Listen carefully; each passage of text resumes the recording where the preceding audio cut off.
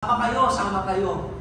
Pero may mga pagkakataon na hindi po tayo nakakarating sapagkat natatakot tayong pumunta sa simbahan.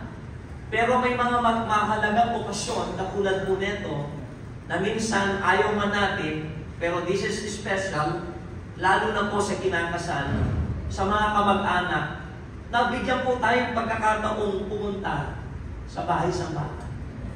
And God, ito po ay opportunity for us sa mga mahal niyo po sa buhay to share about the love of God. Who will be, sino po ba yung mga taong ikakasal po sa ating pong Panginoong Jesucristo? And this is our heart's desire. Kami pong mga mananampalataya dito, naniniwala kami that we are part of that great marriage, no po, na ikakasal po. At paano po ba? Sana lahat po tayo ay mapabilang sa kasalan pong yun. Ano po?